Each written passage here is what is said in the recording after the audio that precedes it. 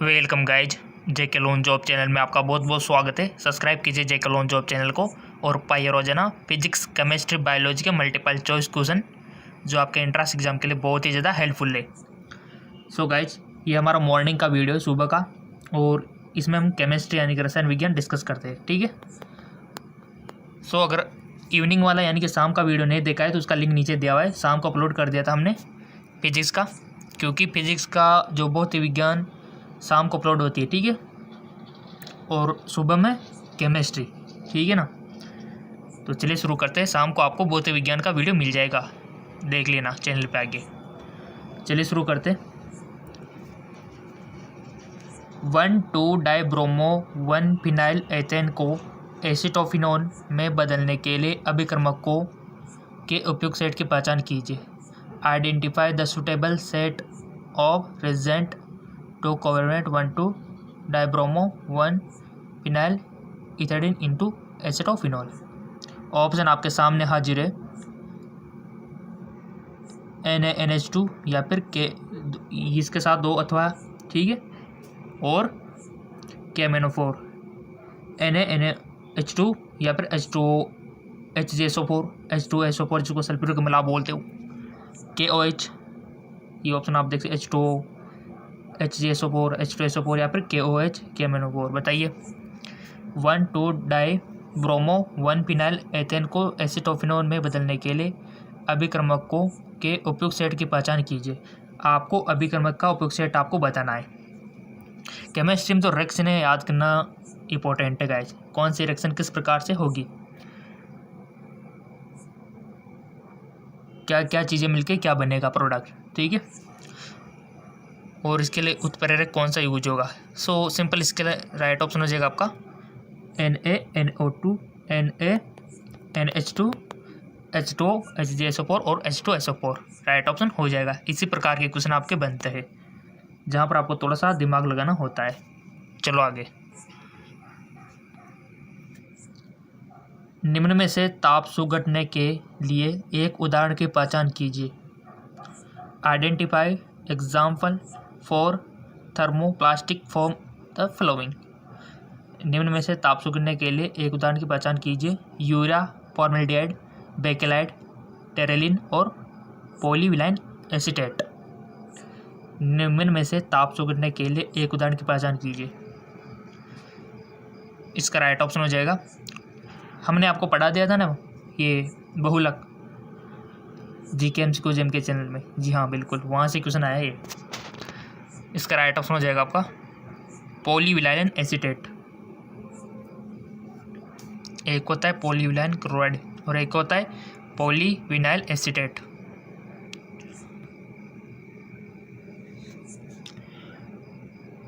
निम्नतम द्विध्रुव आघूर्ण वाले यौगिकों को पहचानिए। Identify the compound with the largest dipole moment. Option आपके सामने हाजिर है। CH triple bond C CH2 CH3 या फिर CH3 C triple bond C CH3 या फिर CH triple bond C single bond इसमें CH डबल बॉन्ड CH2। निम्नतम द्विध्रुव आघूर्ण वाले यौगिक की पहचान करनी है डाइपोल मोमेंट जिसका लेस हो। ठीक है। ये द्विध्रुव आघूर्ण पूछ लिया जाता है बहुत सी बार, इसका थोड़ा सा ख्याल रखना। अगर ख्याल नहीं रखोगे तो बुरा मान जाएगा और आपके मार्किंग माइनस हो सकती है। ठीक है। वैसे माइनस तो नहीं हो सकती, बट नंबर कम ही आएंगे अगर आप इसको करोगे नहीं तो। इसका राइट ऑप्शन हो जाएगा आपका ऑप्शन सेकेंड। ठीक है। चलो जी आगे।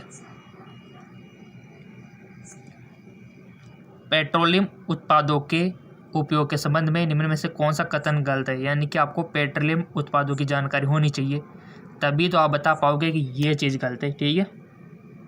Which among the following statement incorrect regarding the use of petroleum product. मोटरों में ईंधन के रूप में गैसोलीन का उपयोग किया जाता है। घरेलू प्रयोजन के लिए ईंधन के रूप में लिग्नोल ऑयल का उपयोग किया जाता है। केरोसिन का उपयोग ईंधन के रूप में किया जाता है। या फिर पेट्रोलियम जेली गैर वाष्पशील पदार्थ है जिसका उपयोग दवा की तैयारी में किया जाता है।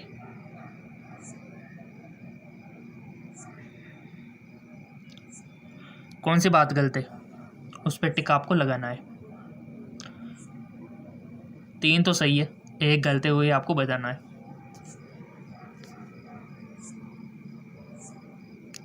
आई होप आपने टिक लगा दिया होगा। Let me check. इसका गलत आंसर है मोटरों में, यानी कि असत्य। मोटरों में ईंधन के रूप में गैसोलीन का उपयोग किया जाता है। मोटरों में ईंधन के रूप में गैसोलीन का प्रयोग किया जाता है। ऑप्शन पहला वाला इसका राइट ऑप्शन हो जाएगा। ठीक है, चलो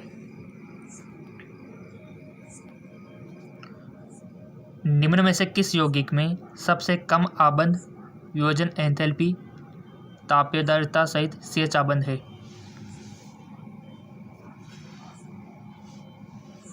क्वेश्चन आपके 11th 12th से आएंगे, ज़्यादातर 12th के। ठीक है, और ये जो क्वेश्चन हमने बनाए ये भी 12th लेवल के 11th लेवल के ही है, और NCERT बुक से बनाना पड़ता है गाइस, बहुत दिमाग लगा के।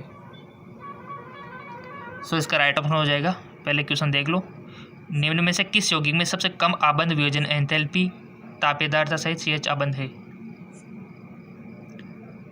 2 डाइमिथाइल प्रोपेन, बेंजीन, एनपेंटेन, टोलुइन।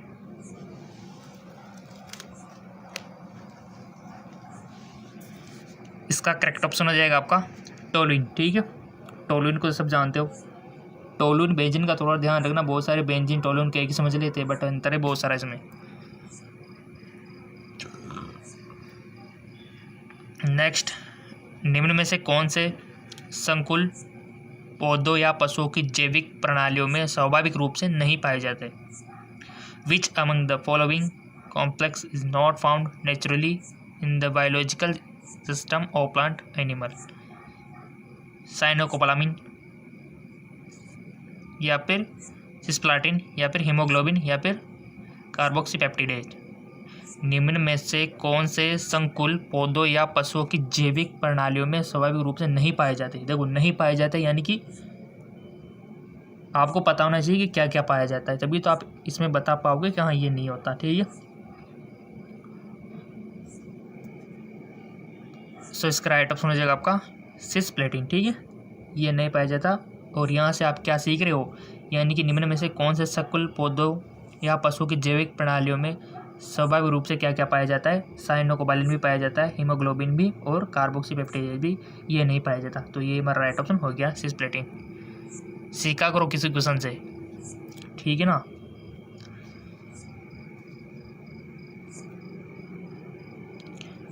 निम्न में से किस सम्मिश्रण में उच्चतम विद्युत चालकता होगी? ऑप्शन आपके सामने हाजिर है।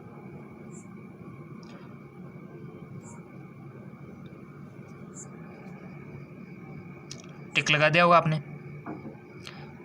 निम्न में से किस संकुल में उच्चतम विद्युतीय चालकता होगी?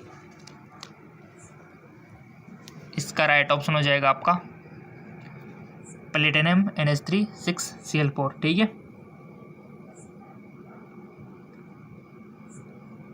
Option past. चलो जी आगे। निम्न में से कौन से एक विटामिन में धातु परमाणु उपस्थित होता है? Which of the following vitamin contain a metal atom? Riboflavin, vitamin A, vitamin C, vitamin B12। देखो, हमने आपको जो पढ़ाया था ना GK MCQs MK चैनल और RVHS MK चैनल पे, विटामिन से बता दो तो फिर किसमें धातु परमाणु उपस्थित होता है?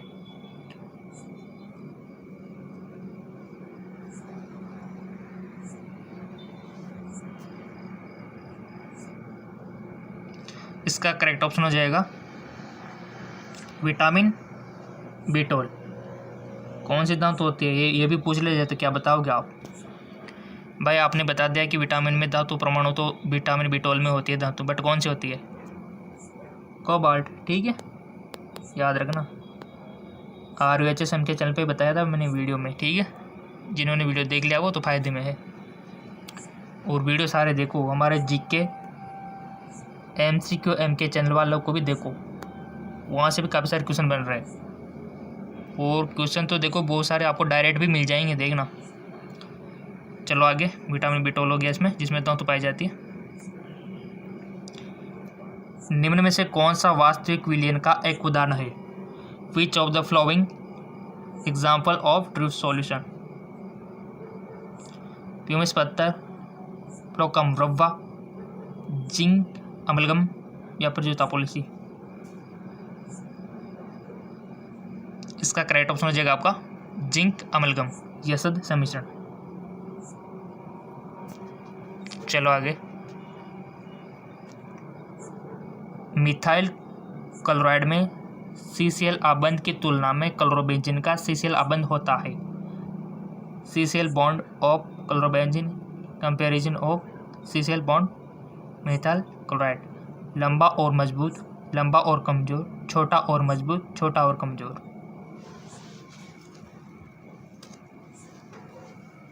इसका राइट ऑप्शन हो जाएगा आपका छोटा और मजबूत। चलो आगे।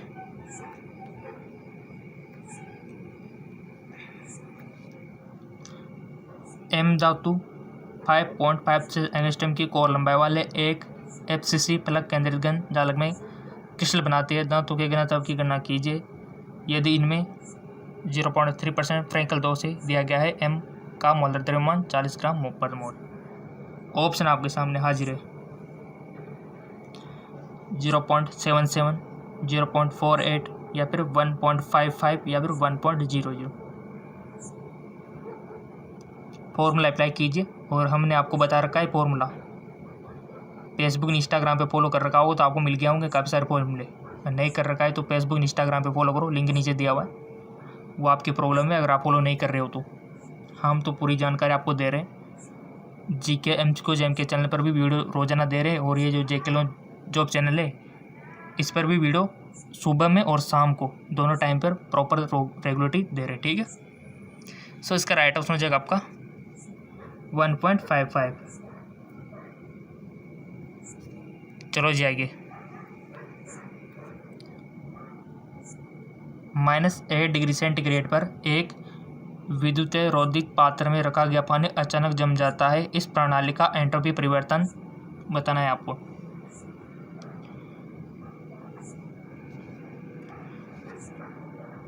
पूर्व अनुमानित नहीं किया जा सकता, बढ़ता है, शून्य हो जाता है, घटता है। इसका करेक्ट ऑप्शन हो जाएगा आपका शून्य हो जाता है, ठीक है। चलो जी आगे। एक कोलाइडी विलयन में परिलक्षित कणों का आमाप होता है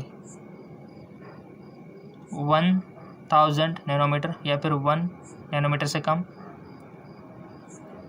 1 नैनोमीटर और 100 नैनोमीटर के बीच, या फिर 1 नैनोमीटर और 1000 नैनोमीटर के बीच।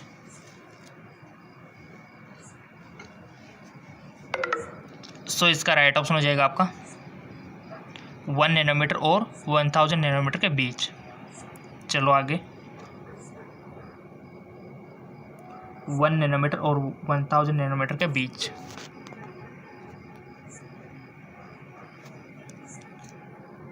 कार्बनिक क्लोरो यौगिक जो पूर्ण विन्यासित प्रतिलोपन दर्शाता है। The organic chloro compound which show complete stereochemical inversion. CCl3, C6CH3Cl, C6H5Cl या फिर C2H52CHCl या फिर CH3CH3 या फिर CCl। सिंपल सी बात है, प्रतिलोम दर्शाएगा कौन दर्शाएगा? CH3Cl ये दर्शाएगा और ये यहाँ पर दिया हुआ है।